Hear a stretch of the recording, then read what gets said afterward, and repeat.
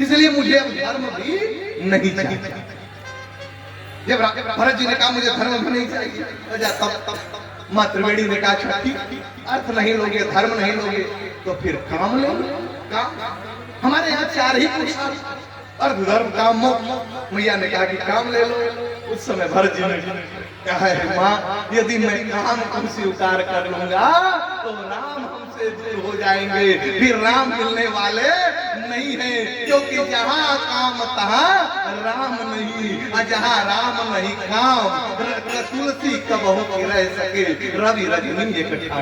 तो यदि मैं काम को स्वीकार कर लूंगा तो राम नहीं। तब माँ त्रिवेणी ने कहा तब चौथा, और इसके लिए तो एक एक संत महात्मा घोरघार जंगल में एक एक पैर पर खड़े होकर के जन्म जन्मांतर तक उपासना करते हैं उस चीज के लिए, वही ले लो। भरत जी ने कहा वो क्या है माँ? मैया ने कहा कि मोक्ष ले लो, मोक्ष। भरत जी ने कहा माँ मुझे मोक्ष भी नहीं चाहिए। त्रिवेणी जी ने कहा पागल हो गए। भरत जी ने कहा माँ मैंने सुना है कि मोक्ष प्राप्त करने के बाद व्यक्ति का जन्म नहीं।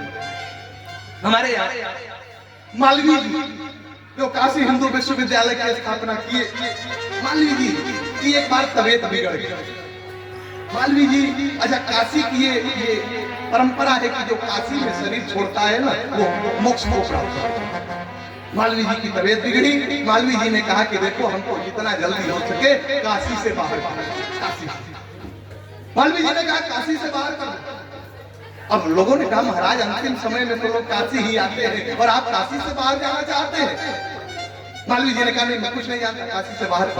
और बाहर हुए, इलाज हुआ, स्वस्थ हो गए। और जब स्वस्थ हुए ना तो सारे लोगों ने हाथ जोड़ करके कहा कि मालवीय जी आपने ऐसा क्यों किया कि आपके अंतिम समय में आपकी स्वास्थ्य ठीक नहीं था, आप काशी से बाहर चले गए। मालवीय जी ने कहा कि काशी में मरने वाला व्यक्ति का मोक्ष हो जाता है और मैं नहीं चाहता कि मुझे मोक्ष प्राप्त हो। मैं बार बार इस धरती पर आकर के भारत माता की सेवा करना चाहता हूँ, इसलिए मैं मोक्ष को प्राप्त नहीं करना चाहता, इसलिए मैं काशी से बाहर।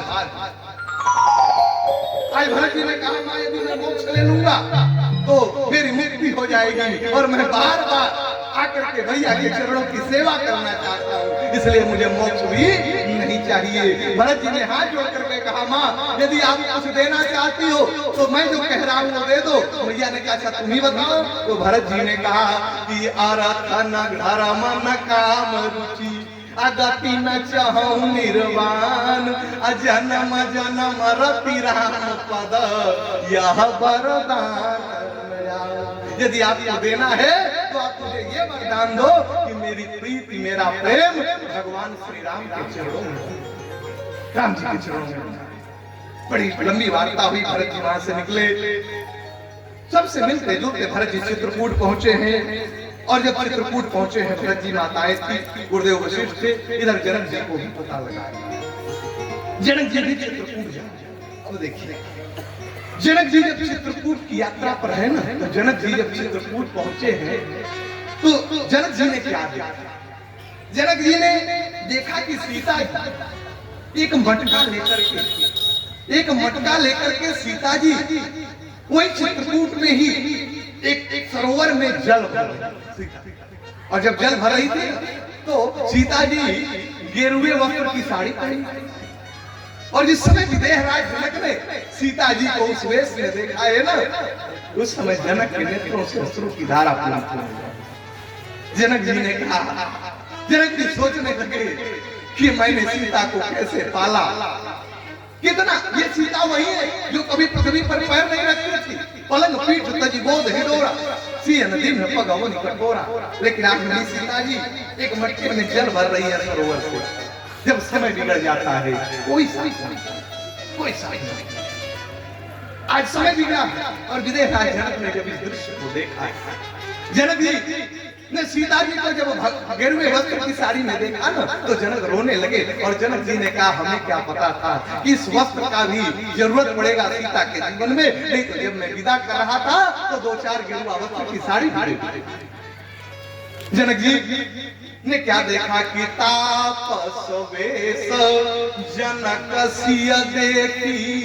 जिस समय जनक जी ने सीता जी को तपस्वी वेश में देखा है ना, उस समय जनक जी रो तो रहे थे, लेकिन जनक जी ने सीता जी को धन्यवाद देना प्रारंभ कर दिया है।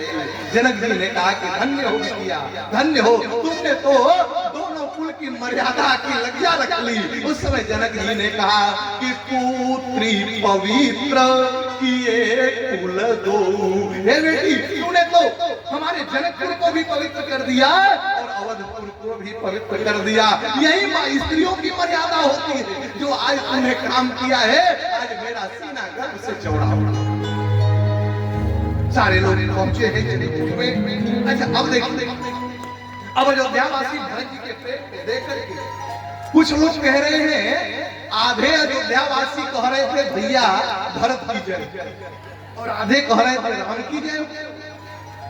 आधे कह रहे थे भरत की जय हो और आधे कह रहे थे राम की जय हो। एक कहीं रघुवीर बड़ाई और एक सराहत भरत भलाई। तो आधे लोग कह रहे थे भैया राम, भैया भरत की जय हो, आधे लोग कह रहे थे राम की जय। अच्छा, अब जय किसकी हो? इस पूरे घटनाक्रम में सबसे ज्यादा त्याग किसका है? अब किसका जय हो? अब अयोध्या वासियों ने वशिष्ठ जी से पूछा, वशिष्ठ जी, गुरुदेव आप बताइए कि राम की महानता बड़ी है कि भरत? राम का त्याग बड़ा है कि भरत? गुरुदेव ने कहा मैं बता नहीं सकता। तो लोगों ने पूछा नहीं आपको तो बताना पड़ेगा। वशिष्ठ जी ने कहा देखो एक ही उपाय है। लोगों ने पूछा कौन सा उपाय? वशिष्ठ जी ने कहा देखो यदि ये परीक्षा किया जाए तभी पता लग सकता है कि राम बड़े हैं कि भरत। त्याग। तो लोगों ने कहा परीक्षा होगा कैसे? गुरुदेव ने कहा मार्केट में चले जाओ और एक तराजू लेकर के आओ, तराजू, और तराजू के एक पलड़े पर भरत को बैठा दिया जाएगा और दूसरे पलड़े पर राम को बैठा दिया। बीच का जूरा उठाया जाएगा, जिसका पलड़ा वजनी होगा वो नीचे रह जाएगा और जिसका पलड़ा हल्का होगा वो ऊपर चला जाएगा, वो ऊपर चला जाएगा।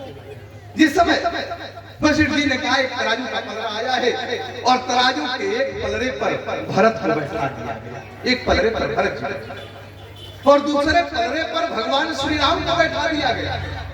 और जब दूसरे पलड़े पर भगवान श्री राम को बैठाया गया है ना, तब तक मैया जानकी आकर के खड़ी हो गई।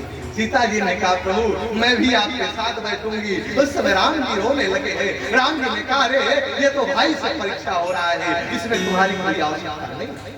सीता जी ने कहा नहीं, सीता जी ने हट किया है और राम जी ने कहा ठीक है बैठ। और जब सीता राम बैठे तो लक्ष्मण जी भी आ गए। लक्ष्मण जी ने कहा भैया जब उससे दूध वाला दांत नहीं टूटा है ना, तब से आपका साथ कभी छोड़ा नहीं हूँ, तो आज भी मैं छोड़ने वाला नहीं हूँ।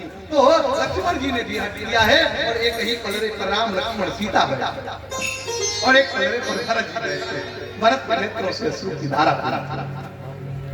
अब गुरुदेव ने कहा कि बीच के जूड़ा को उठाया जाए और जब बीच का जूड़ा उठाया गया ना, जब बीच का जूड़ा उठाया गया तो राम जी का पलड़ा ऊपर चला गया और भरत जी का पलड़ा नीचे रह गया। राम जी का पलड़ा ऊपर चला गया और भरत जी का पलड़ा नीचे रह गया। सारे अयोध्यावासी ताली बजाने लगे। सारे अयोध्यावासियों ने कहा भैया भरत की जय हो, भरत की जय हो। आज भरत का पलड़ा तो नीचे रह गया, राम जी का पलड़ा ऊपर चला गया, लेकिन भरत जी के नेत्रों से अश्रु की धारा पूरी हो गई। अयोध्यावासियों ने कहा भरत आप तो अब जीत गए परीक्षा में, फिर भी क्यों रो रहे हो? भरत जी ने कहा दुनिया वालों आप लोगों ने ठीक से समझा नहीं। लोगों ने कहा क्या हमने ठीक से नहीं समझा? भरत जी ने कहा कि देखो राम हमारे स्वामी हैं और मैं उनका सेवक हूँ। स्वामी अपने स्थान पर चले गए और सेवक अपने स्थान पर रह गया।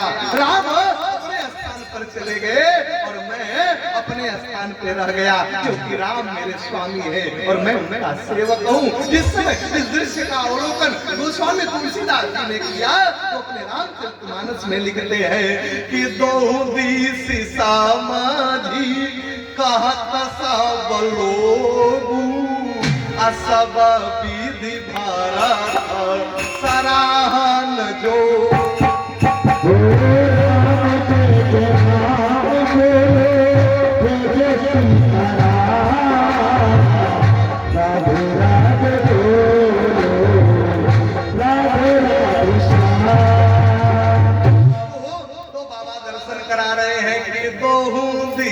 समझी का सब लोग सब विधि भरत सराहन जोगू। भरत सब प्रकार से सराहने योग्य है। वहाँ सभा लगी, बड़ी लंबी वार्ता हुई। भरत जी रो रहे हैं कि प्रिया आप चलिए, आप कहिए तो आपके जगह मैं जंगल में रहने के लिए 14 साल तैयार हूँ, लेकिन आप मत रहो। बहुत भैया भरत ने बड़ा निवेदन किया है। भगवान श्री राम ने समझाया, बड़ी लंबी वार्ता हुई, लेकिन भगवान श्री राम जब समझाए तो भरत जी ने कहा कि भैया आप के वचन का पालन मैं करते हुए तो वापस जाऊंगा, लेकिन यदि 14 साल की अवधि में एक भी दिन विलंब हुआ तो ये भरत को आप जिंदा नहीं पाओगे। और जब भरत जी ने कहा, भरत जी ने राम जी से चरण पादुका मांगी है और भगवान श्री राम ने चरण पादुका दिया है। और भरत जी को अपने मस्तक पर रख करके कि प्रभु करी कृपा पावरी दी और सादर भरत शीश धरी। भरत जी पादुका को लेकर के श्री धाम और में आए। उसी पादुका को अयोध्या के सिंहासन पर भरत जी ने रख दिया कि नित पूजत प्रभु पावरी और प्रीति न हृदय समान और मांग मांग आय सुकरत राजकाज बहुभान। भरत जी पादुका को रखते हैं और भरत जी नंदी ग्राम में, लगभग अयोध्या से 10-12 किलोमीटर दूर है नंदी ग्राम। और नंदी ग्राम में भरत जी पृथ्वी पर नहीं बैठते हैं, बल्कि पृथ्वी से नीचे एक आसन लगाते हैं और वहीं खड़ करके और वहीं बैठ करके भगवान के पास और अयोध्या के राजकाज को देखते हैं। भगवान की कथा आगे बढ़ी। भगवान श्री राम चित्रकूट में मैया अनसुईया के आश्रम में सीता जी जाती। अनसुईया के पद गई सीता, मिली बहोर मैया अनसुईया ने दिव्य नारी धर्म का उपदेश माताओं को दिया। मैया अनसुईया ने कहा, सीता वही स्त्री धन्य है जो अपने पति के चरणों से प्रेम करे, वही स्त्री धन्य है जो अपने पति के चरण कमलों से प्रेम करे। स्त्रियों को ये चाहिए कि यदि जब वो समाज में चल रही हैं और उनके हम उम्र का कोई पुरुष मिल जाए तो उसको भाई बना लेना चाहिए। यदि उससे बड़ा कोई मिले तो उसको आप पिता बना लो, और यदि छोटा मिले तो उसको पुत्र बना लो। कि मध्यम परपति देखें कैसा और भ्राता पिता पुत्र निज जैसा। इस हिसाब से समाज में माताओं को रहना चाहिए। मैया अनसुईया ने दिव्य सीता जी को दिव्य वसन भूषण पहनाए, जिस वस्त्र को दिया है दिया जानकी को, और देते हुए भगवान की लीला आगे बढ़ी। भगवान श्री राम जा रहे हैं और जब जा रहे हैं तो एक अच्छा हमारे यहाँ ऐसे ऐसे संत हुए हैं। भगवान श्री राम पहुंचे हैं और उन्होंने कहा कि जात रहूं निरंजन के धामा, श्रवण सुने बन नहीं है रामा, दरस राग प्रभु राख्यो प्राणा, चलन चहत कृपा निभाना। संतों का उद्धार करते हुए भगवान श्री राम अस्थियों का ढेर देखते हैं। और जिस समय अस्थियों का ढेर राम जी ने देखा है, राम जी ने पूछा कि ये किसकी हड्डी है। उस समय लोगों ने बताया कि निश्चर निकर सकल मुनि खाए, सुनि रघुवीर नयन जल छाए। उस समय भगवान श्री राम ने अपने दोनों भुजाओं के ऊपर किया और भगवान श्री राम ने संकल्प किया, निश्चरहि न करो महि अभुज उठाई प्रण कीन और सकल मुनिन के आश्रम जाहि जाहि सुख देव। सभी संत महात्माओं को दर्शन देते हुए भगवान सुतीक्षण को दर्शन देते हैं। सुतीक्षण अपने गुरुदेव अगस्त के पास लेकर के जाते हैं। भगवान अगस्त जी को दर्शन देते हुए पूछते हैं कि प्रभु, भगवान ने पूछा है मैं कहाँ रहूं। उस समय अगस्त जी ने कहा कि प्रभु आप कहाँ नहीं हो। 14 स्थान का वर्णन करते हुए भगवान की लीला आगे बढ़ी। जटायु जी से भगवान की मुलाकात होती है और भगवान पंचवटी पहुंचते हैं। और पंचवटी में भगवान श्री राम जब रहते हैं वहीं शूर्पणखा ने देखा। शूर्पणखा एक दिन पंचवटी गई थी। पंचवटी सो गई एक बारा और देखी विकल भई जुगल कुमारा। और जब शूर्पणखा ने भगवान को देखा, अपना स्वरूप बदल करके राम जी से विवाह करने के लिए गई है, लेकिन भगवान ने वहां मना किया और लक्ष्मण जी ने नाग कान को काटा। अच्छा लोग कहते हैं कि लक्ष्मण जी ने शूर्पणखा के नाक कान को काटा, लेकिन मैं तो कहता हूं कि वो तो ठीक है, लेकिन शूर्पणखा ने स्वयं अपने नाक कान को काट लिया स्वयं। आप कहेंगे कैसे? जैसे कहीं भी दो लड़के जा रहे हो, किसी के घर की बहन बेटी हमारे घर की हो या आपकी, यदि वो कहे कि मैं आपसे विवाह करना चाहती हूँ, तो उसी दिन खानदान की मर्यादा उसी दिन नाक काट। तो शूर्पणखा ने स्वयं अपने परिवार के नाक कान को काटा। भगवान की लीला आगे बढ़ी है, दिव्य लीला भगवान की चल रही है, क्योंकि समय बढ़ रहा है, इसलिए भगवान की लीला को भी हम गति दें। भगवान रावण मैया जानकी को लेकर के गया है अशोक वाटिका में रखा, इधर सीता जी का पता लगाने के लिए। हनुमान जी से पहली मुलाकात किष्किंधा में भगवान श्री राम की होती है, और सुग्रीव को भगवान श्री राम ने वचन दिया कि मैं आपका राजपाट दिलाऊंगा। भगवान ने वाली का वध किया। भगवान सुग्रीव को लेकर के मैया जानकी का खोज प्रारंभ होता है। हनुमान जी लंका में, अब देखिए हनुमान जी 4 दिशा में भेजा गया, जब चारों दिशा में भेजा गया तो सारे लोग तो जब गए, सुग्रीव ने 1 महीने की अवधि दिया है। समुद्र के किनारे हनुमान जी, अंगद जी आदि लोग पहुंचे। अब 1 महीने की अवधि बीत गई। अब देखिए रामचरितमानस का मनुष्यों की बात छोड़ दीजिए, पक्षी का चरित्र 5 मिनट तक अनुकरणीय है, उसको विचार करें।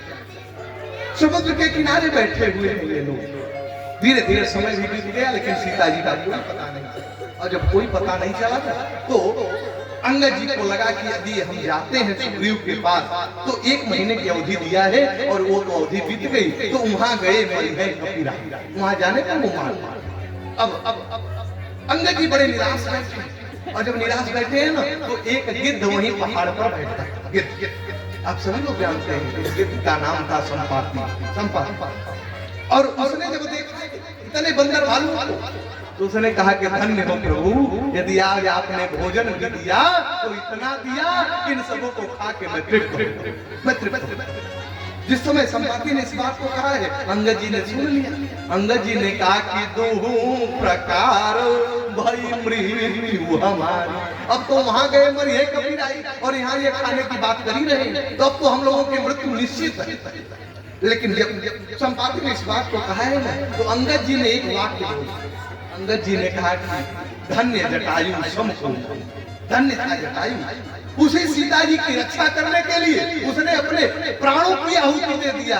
आज हम लोग उसी सीता जी की खोज में जा रहे हैं, तो एक गिद्ध खाने के बाद धन्य था जटायु। और इस समय जटायु का नाम संपाति ने सुना है। संपाति ने कहा, बंदरों डरो मत, अब डरो मत, आप मेरे पास आओ। जटायु को मेरा भाई कहाँ है? हम और जटायु भाई थे। एक दिन हमारे और उसके में प्रतिज्ञा हुई कि चंद्रमा तक तो सारे लोग जाते हैं, हम लोग सूर्य तक जाएंगे। सूर्य, और जब सूर्य तक गए ना, तो सूर्य का ताप लगा, जटायु पहले भागा। लेकिन मैं थोड़ा सा हट करके ऊपर तक गया, और हमारा पंख जल गया, और जला तो मैं यहीं गिर गया। तो मैं यहीं करा रहा था, एक महात्मा ने आशीर्वाद दिया कि जब सीता जी की खोज में बंदर भालू आएंगे तभी आपका उद्धार होगा। तो एक बात बताओ कि मेरा भाई जटायु कहाँ है? उस समय अंगद जी ने बताया है कि जटायु की मृत्यु हो गई सीता जी को बचाने में। अब देखिए आजकल समय क्या हो गया है कि एक भाई के प्रति भाई का प्रेम है। छोड़िए भरत जी और राम जी के चरित्र को, एक पक्षी से सीखिए, एक पक्षी से।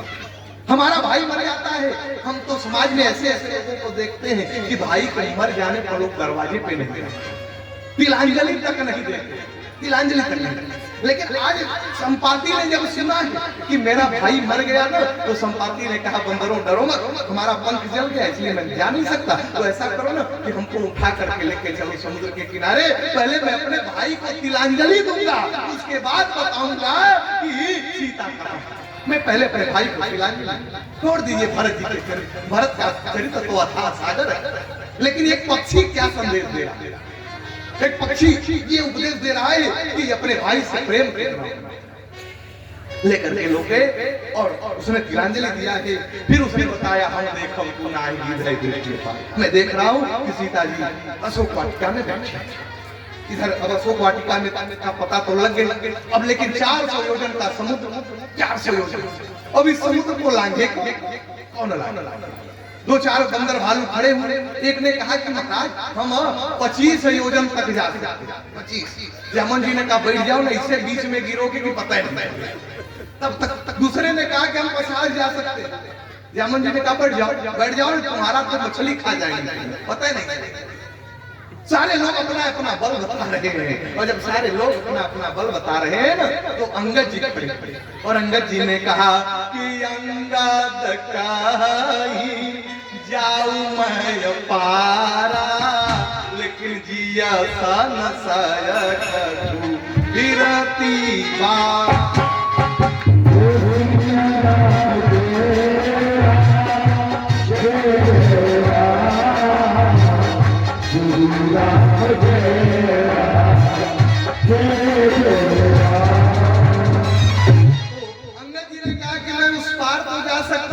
लेकिन आने में संदेह है। अब विचार करें, जो पार जा सकता है वो आ क्यों नहीं सकता? जो जा सकता है वो आ क्यों नहीं सकता? तो आ इसलिए नहीं सकता क्योंकि अंगद जी और अक्षय कुमार एक ही गुरुकुल में पढ़ते, एक ही गुरुकुल। और जब पढ़ते थे ना, तो अंगद जी बड़ा परेशान करते थे अक्षय कुमार, रावण के बेटे, जब परेशान करते थे। तो एक दिन अक्षय कुमार गया है अपने गुरु के पास और कहा महाराज हमको ना ये अंगद बड़ा परेशान कर रहा है। गुरुदेव ने कहा जाओ एक मुक्का मारोगे मत, एक मुक्का मारो। जैसे नदी तो गुरुकुल में पढ़ते थे, बच्चों का सामान ले जाके फेंक देते थे नदी में, तालाब में। सारे लोग परेशान। तो गुरुजी ने कहा कि ऐसा करो, वो कुछ भी फेंकेगा तैर जाएगा, कुछ भी फेंकेगा वो तैर जाएगा। वही वरदान उस समय काम आया था। फिर तू बाद में तैर गया, पत्थर जब फेंका जा रहा है। आज अक्षय कुमार को भी गुरुदेव ने कहा कि तुम एक मुक्का मारोगे अंगद को तो मर, तुम्हें बहुत परेशान है। अंगद जी ने सोचा कि यदि मैं गया और कहीं हमारी मुलाकात अक्षय कुमार से हो गई तो मार देगा, फिर हम आएंगे नहीं। इसलिए जाने में तो मैं जा सकता हूँ, लेकिन आने में संदेह है। इसलिए हमारे हनुमान जी महाराज गए ना, तो सर्वप्रथम अक्षय कुमार को ही सर्वप्रथम हनुमान जी ने मारा कि पहले अंगद जी का भय दूर करें, अंगद जी का भय दूर करें। तो इस प्रकार से जब अंगद जी ने कहा मैं जा सकता हूं लेकिन आ नहीं सकता, हमारे हनुमान जी महाराज एक फटिक शिला पर बैठ करके सीताराम सीताराम का जप कर। जामुन जी ने कहा हनुमान दिखाई नहीं दे रहा। हनुमान उस समय हनुमान जी सीताराम सीताराम जप रहे थे। जामुन जी ने कहा कि हनुमान क्यों बैठे हो? जामुन जी ने कहा कि काचू वसाधी रहूं बलवाना, पवन तनय बल पवन समाना। जामुन जी ने कहा क्यों आप शांति से बैठे हो, क्यों चुपचाप हो? वो हनुमान जी के ऊपर कोई असर नहीं। तब जामुन जी ने क्या कहा? जामुन जी ने कहा कि राम काज लगी तब अवतारा, तो सुनत ही भयऊ पर्वताकारा, कनक बरन तन तेज विराजा। हमारे हनुमान जी महाराज क्रोधाकार के हो गए और हनुमान जी महाराज अपने शरीर को बढ़ाने लगे। और जब हनुमान जी की शरीर बढ़ी है ना, अब जामुन से पूछने लगे हैं कि जामुन जी बताइए मुझे क्या करना है? तब जामुन जी ने कहा तना करहूं और तात तुम जाई, और सीता कै सुधी और प्रभु ही सुनाई। इतना करो कि जाओ और सीता जी का पता लगा करके आकर के बताओ। हनुमान जी को रोकने के लिए 3 महिलाओं का हनुमान जी ब्रह्मचारी, और ब्रह्मचारी की परीक्षा जितना सुंदर नारी ले सकती है उतना कोई नहीं ले सकता। इसलिए हनुमान जी को रोकने के लिए सुरसा को भेजा गया, सिंहिका को भेजा गया। बड़ी लंबी कथा, लेकिन बस संकेत। उसके बाद फिर हनुमान जी लंका में प्रवेश करते हैं और लंकनी से हनुमान जी की मुलाकात। और लंकनी को यह वरदान है कि जिस दिन बंदर के मुष्टिका के प्रभाव से उसका रक्त निकलेगा, उसी दिन लंका का विनाश शुरू होगा। हनुमान जी जा रहे हैं, लंकनी ने कहा रे कौन हो, चोरों की तरह कौन हो, कहां जा रहे हो? हनुमान जी ने कहा जिस नगर का राजा ही चोर है वहां हमको चोर बनाया जा रहा है, हमको चोर बनाया जा रहा है। उस समय हनुमान जी ने लंकनी को एक मुष्टिका मारा है कि एक ही मुष्टिका महाकपि हनी और रुधिर बमत धरणी धनमनि पुलिस हमारी उठी सोलंका जोरी पानी कर विनय सशंका। उस समय लंकनी ने हाथ जोड़ करके कहा है कि मुझे वरदान मिला था जब विकल हो ही तय कपि के मारे तब जाने निश्चर संग। तो अब राक्षसों का विनाश शुरू हो। अब देखिए हनुमान जी ऐसे कथावाचक है ना कि हनुमान जी मुक्का मारते हैं तो भी सत्संग का आनंद मिला। जब हनुमान जी ने मुक्का से प्रहार किया और लंकनी का रक्त निकला और जब रक्त निकला ना तो लंकनी हो गई विरक्त और जब विरक्त हुई तो लंकनी ने कहा तात स्वर्ग अपवर्ग सुख अधरिय तुलाय कयांग अतुलनताई सकल मिली और जो सुख लव सतसंग। सत्संग का आनंद देते हुए हनुमान जी की लंका की यात्रा हुई और वहां से हनुमान जी वापस आए। भगवान श्री राम को लंका को जलाते हुए वापस आए। राम जी को बताए इधर समुद्र पर सेतु बना और शांति दूत बन करके अंगद जी को भेजा गया। अंगद जी जाकर के अब देखिए दो बात सीता जी पूरे मानस में दो जगह दाव पर दो एक तो लगी जनकपुर में विदय राज की प्रतिज्ञा कि सोई पुरारी को दंड कटोरा राज समाज आज जोड़ी तोरा। यहाँ भी सीता जी को दाव पे लगाया और दूसरे जगह आज अंगद जी दाव पर लगा। अंगद जी ने रावण की सभा में कहा जो मम चरण सकट सट तारी फिर ही राम सीता मैं। ये दो जगह सीता जी को दाव पे लगाया गया। शांति दूत बन करके अंगद जी गए लेकिन रावण ने नहीं माना और युद्ध प्रारंभ। और जब युद्ध प्रारंभ होता है भगवान श्री राम ने कुंभकर्ण का वध किया। अब लक्ष्मण और मेघनाथ का युद्ध प्रारंभ। लक्ष्मण मेघनाथ का युद्ध जब प्रारंभ हुआ है मेघनाथ ने शक्ति चलाई है और लक्ष्मण जी को शक्ति लगी है और लक्ष्मण जी मूर्छित होकर पृथ्वी पर क्योंकि कथा लगभग 20-30 मिनट में विराम दूंगा इसलिए अब कथा को मैं गति दूंगा क्योंकि लक्ष्मण जी को शक्ति लगी। लक्ष्मण जी मूर्छित होकर पृथ्वी पर गिर गए और जब गिर गए ना भगवान श्री राम लक्ष्मण जी को लेकर के रो रहे हैं। इधर हुआ कि अब कैसे लक्ष्मण का प्राण बचेगा।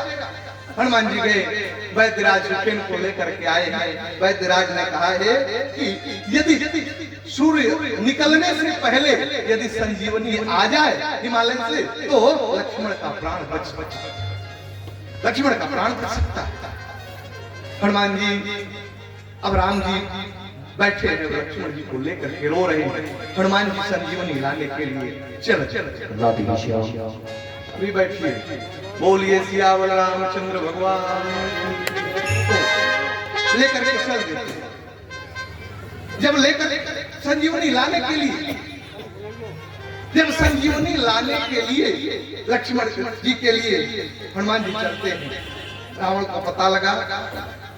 रावण काल नेमी को हनुमान जी का रास्ता रोकने निवेदन करूं जब व्यक्ति धर्म के मार्ग पर चलता है तो काल नेमी रूपी राक्षस आते हैं और आकर के आपको मार्ग से विचलित करने विचलित। आज काल नेमी साधु का वेश बनाया है। साधु के वेश में ही जितना अपराध होता है साधु के वेश में ही होगा। आज साधु का वेश बना करके काल नेमी बैठा है। हनुमान जी गए और हनुमान जी को देखते हुए और हनुमान जी को भी प्यास लगी है। अब काल नेमी जो साधु बना है अब देखिए हनुमान जी को देखते ही काल नेमी ने कहा आ जाओ हनुमान आ जाओ आके बैठो।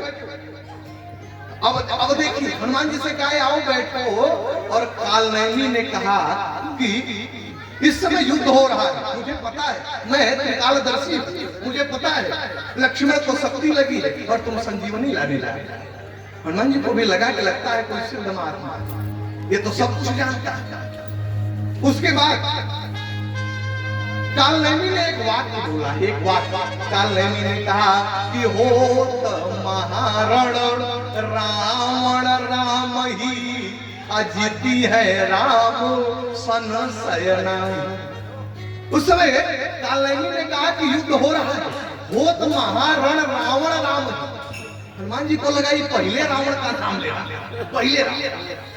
यदि ये साधु होता ना तो ये पहले राम जी का नाम लेता ये पहले रावण का नाम। होत महारण रावण राम ही अजीती है राम संशय नाही। हनुमान जी को लगा ये साधु नहीं। अब हनुमान जी ने दूसरा पहचान किया। अच्छा, जो असली साधु होगा ना, वो अपना, आप उससे पानी मांगोगे तो आपको पानी पिला देगा, लेकिन अपना कमंडल नहीं देगा। कमंडल। लेकिन हनुमान जी ने जब जल मांगा ना, इसने कमंडल मांगा, जल ही दीन कमंडल। हनुमान जी ने कहा इतने जल से हमारी हमारा प्यास की तृप्ति होने वाली है। और हनुमान जी पहचान गए, मुनि न हो ये निश्चर घोरा। हनुमान जी जाते स्नान कर रहे, वहां भी उन्हें पता लगता है और काल नहीं का बद। हनुमान जी पहुंच गए। कहाँ पहुंचे? उसी संजीवनी को लाने के लिए। और रावण ने क्या किया है? पूरे पर्वत पर प्रकाशित करा दिया है, पूरा पर्वत प्रकाशित है। अब हनुमान जी सोचने लगे कि संजीवनी है कौन सी और कैसे हो पहचान। अब हनुमान जी विचार करने लगे कि कैसे पहचान हो कि इसमें कौन संजीवनी है। हनुमान जी सोचे समय अब विलंब करना ठीक नहीं है। तो हनुमान जी ने क्या किया कि देखा शैल नयौषधि चीन्हा तो सहसा गिरी उपार कपिली।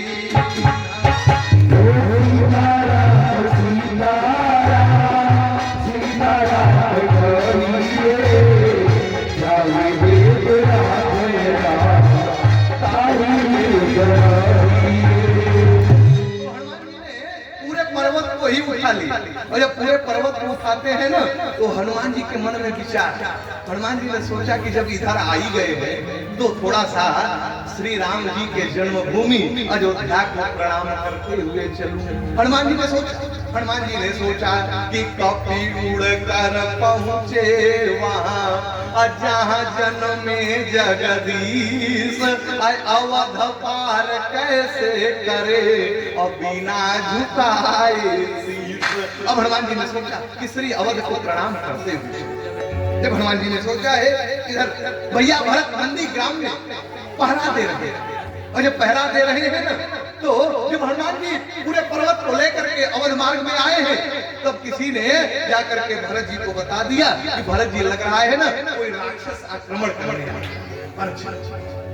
तो भरत जी ने क्या किया? भरत जी ने अपने बाण को निकाला है और अपने धनुष पर चढ़ा करके और जो प्रहार किया है हमारे हनुमान जी को लगा है। हनुमान जी मूर्छित होकर के पृथ्वी पर गिर गए। अब देखिए, जब वो मूर्छित होकर के पृथ्वी पर हनुमान जी गिरे हैं, लेकिन मूर्छित अवस्था में भी हनुमान जी सीताराम सीताराम का जप कर रहे हैं। भरत जी ने जब देखा पास जाकर के ये सीताराम सीताराम का जप कर रहे थे, भरत जी के नेत्रों से अश्रु की धारा पूरित होने लगी। भरत जी ने कहा, मैं कितना दुर्भाग्यशाली व्यक्ति, मैं कितना दुर्भाग्यशाली, मैं कितना अभागा, मेरे कारण भैया का वनगमन हुआ। आज भैया का दूत उनके कार्य से जा रहा था तो हमने मार करके गिरा दिया है। भरत जी विचार कर रहे हैं कि आह दैव और मैं कत जग जाया अब प्रभु के एक कहूं और काज न आया, मैं भगवान की काम नहीं आया। भरत जी बात, लेकिन भरत जी ने अपने तपस्या को देखा।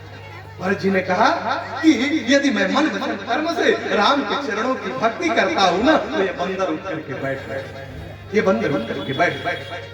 और जिस समय भरत जी ने संकल्प किया है, तो हनुमान जी ने क्या किया कि सुनत वचन अब उठी बैठ कपीसा। हमारे हनुमान जी महाराज उठ करके बैठ, जब बैठ गए ना, तो भरत जी ने पूछा कि आप कौन हो? हनुमान जी ने पूरा परिचय बताया है।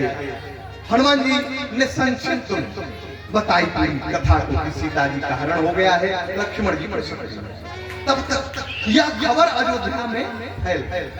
अयोध्या में फैल गई कि रामागढ़ से कोई एक बंदर आया है और वो जा रहा था राम जी के पास, वो उनको भरत जी ने मार करके दिया। तब तक ये जब अयोध्या में खबर फैली है ना, तो मैया कौशल्या को पता, कौशल्या दौड़ते हुए, कौशल्या जी दौड़ते हुए आई और हनुमान जी से कही, हनुमान तुम मेरे राम के पास जा रहे हो? हनुमान जी ने कहा, हाँ मैं राम जी के पास जा रहा हूं। पूरी संक्षिप्त कथा कौशल्या जी जानती हैं कि लक्ष्मण जी को शक्ति लगी है सीता जी का हरण। तीनों माताएं जानती, वो मैया उर्मिला भी पूरे अयोध्या वासी कथा को जानती। कौशल्या जी ने कहा कि हनुमान जा रहे हो ना तो मेरे बेटे से। कौशल्या जी ने कहा कि यदि जा रहे हो तो राम से मेरा संदेशा कह, मेरा संदेशा मेरे राम से कह। हनुमान जी ने हाथ जोड़ करके कहा, हनुमान जी ने हाथ जोड़ करके कहा मां बताओ क्या संदेशा कहना है। उस समय मैया कौशल्या ने कहा कि हे हो हनुमान संदेश जाई कही दिया कि जौर बुराई आई है बिना अपना भाई गए तो राज पई है पाठ पई है प्रजा और परिवार पई है लेकिन जियत मुंह देख नहीं पई है अपना माई। मैया कौशल्या ने कहा, मां कौशल्या ने कहा है कि हनुमान जाकर के राम से कह देना यदि राम अयोध्या आएगा ना और बिना लक्ष्मण के यदि अयोध्या आ गया तो राम को सब कुछ मिल जाएगा लेकिन उसकी मां जिंदा नहीं मिलेगी, उसकी मां जिंदा नहीं मिलेगी। ये मैया कौशल्या। तब तक बगल में खड़ी थी सुमित्रा जी। सुमित्रा जी ने हाथ जोड़ के हनुमान जी से कहा हनुमान दीदी का संदेशा बाद में कहना, पहले मेरा संदेशा मेरे राम से कह देना, मेरा संदेशा मेरे राम से कहना। हनुमान जी ने कहा आप अभी बताओ आपका क्या संदेशा है। मैया सुमित्रा ने कहा हे हो हनुमान संदेश जाई कही दिया कि तनिको न सोच करी है रघुराई अपना भाई के। अरे राम मोर अकेल बाटे दुश्मन सब ढेर बाटे संगे ले ले गई है लखन के छोट भाई। मैया सुमित्रा कि जाकर के राम से कह देना लक्ष्मण मर गया तो मर गया कोई बात, लक्ष्मण मर गया कोई बात, अभी लक्ष्मण का एक भाई शत्रुघ्न जिंदा है उसको भी राम लेकर के जाए लेकिन राम जब अयोध्या में आवे तो सीता को लेकर सीता। ये परिवार का सामंजस्य। और जब सुमित्रा जी ने कह लिया तो उधर से उर्मिला जी आ रही और उर्मिला जी आ रही थी ना तो हमने कल कथा सुनाया कि लक्ष्मण जी ने कहा कि उर्मिला जब मैं 14 साल बाद आऊंगा तो तुम आरती उतार लेना और माला पहना। उर्मिला जी ने कहा कि प्रीतम ये 14 साल में माला मुझ खाएगा नहीं, ये आरती का दीपक बुझेगा नहीं। लक्ष्मण जी ने कहा है उर्मिला यदि ये माला मुझ खा जाए और आरती का दीपक बुझ जाए तो समझ लेना कि लक्ष्मण जिंदा नहीं। आज उर्मिला जी आ रही है और उर्मिला जी मंद मंद मुस्कुराते हुए आ रही है, एक हाथ में आरती का थाल है दूसरे हाथ में माला। उर्मिला जी मंद मंद मुस्कुराते हुए और इस दृश्य को जब सुमित्रा जी ने देखा सुमित्रा ने कहा कि अरे उर्मिला तुम किस कलेजे से मुस्कुरा रही, तुम्हारा पति रणभूमि में गिरा हुआ है, कुछ ही समय के बाद उसका प्राण बचेगा कि नहीं, हो सकता है वो मर जाए और मर जाएगा तो तुम्हारे मांग का सिंदूर धो दिया जाए, हाथ की चूड़ियां तोड़ दी जाएंगी, तुम किस कलेजे से मुस्कुरा रही हो। उस समय उर्मिला जी ने कहा मां क्या होगा। मैया ने कहा तुम्हें पता नहीं लक्ष्मण को शक्ति लगी है। उस समय उर्मिला जी ने कहा कि आरती दीप बुझी भी नहीं, आरती तो मेरी जल रही। उर्मिला जी ने कहा कि आरती दीप बुझी भी नहीं और जयमाल का पुष्प नहीं मुरझा तो घननाद के बाण से प्राण तजे अपति मेरे मरे ये समझ में न आता। असियानाथ के हाथ में माता अतः रुद्र विचार करें का विधाता। उर्मिला जी ने कहा मेरा माला हरा भरा है, मेरे दीपक जल रहे हैं और मेरे पति का मस्तक भगवान श्री राम के गोद में है तो कौन उनका बाल बांका कर सकता है। मुझे विश्वास है कि मेरे प्राण प्रियतम का बाल बांका होने वाला नहीं है। ये उर्मिला जी का विश्वास, ये उर्मिला जी का दृढ़ संकल्प है। हनुमान जी ने कहा, हनुमान जी ने भरत जी से कहा भरत जी मुझे वहां जाना अति आवश्यक है इसलिए मैं जाना चाहता हूं। भरत जी ने कहा हनुमान ऐसा करो कि तुम अपने पर्वत सहित मेरे बाणों पर बैठो और मैं तुम्हें शीघ्र ही भैया के पास भेज दूं। एक मिनट के लिए हनुमान जी को भी लगा, एक मिनट। और मानस में भी कथा आई जब राक्षसों का राम जी विनाश करते हैं ना तो कहते हैं भरत आज हनुमान जी को भी लगा कि थोड़ा हम भी देखें इनके भुजाओं कितनी। हनुमान जी पूरे पर्वत को अपने हाथ में लिए हैं और लेकर भरत जी ने जब अपने धनुष पर सिंजा को चढ़ाया और उसी धनुष पर बैठे और जब बैठे हैं ना तो भरत जी का हाथ हिल रहा। हनुमान जी ने कहा प्रभु उतर जाए कहे आपका हाथ हिल रहा। भरत जी ने कहा हनुमान देखो ये इंजन जो है ना ये तगड़ा पावर वाला है और तुम्हारा वजन हल्का हो रहा है इसलिए इंजन झकझोर रहा है, अपने वजन को बढ़ाओ। अब हनुमान जी अपने वजन को बढ़ाने लगे और जब हनुमान जी अपने वजन को बढ़ाने लगे हैं ना हनुमान जी वहां शंकराय अवतार होकर पूरे ब्रह्मांड के वजन को लेकर के जब हनुमान जी ने भरत जी के बाणों पर दबाया है उसके बाद ही भरत जी का हाथ हिल रहा और जब हिल रहा था ना तब जाकर के हनुमान जी बाण पर से नीचे उतरे। हनुमान जी भरत जी के चरणों में प्रणाम करते हैं और हनुमान जी ने कहा भरत जी मैं जान गया कि आपके भुजाओं में कितनी ताकत है इसलिए भगवान श्री राम भरत बाबू बोलते हैं लेकिन प्रभु की कुछ ऐसी कृपा है ना प्रभु की कुछ ऐसी कृपा मेरे ऊपर कि मैं शीघ्र ही उनके पास इधर हनुमान जी भरत जी ने कहा हनुमान महाराज समय शीघ्र जाना अति आवश्यक है। उधर मेरे भगवान श्री राम लक्ष्मण जी को लेकर के रो रहे हैं। आइए बहुत प्यारा भजन सुना जाए।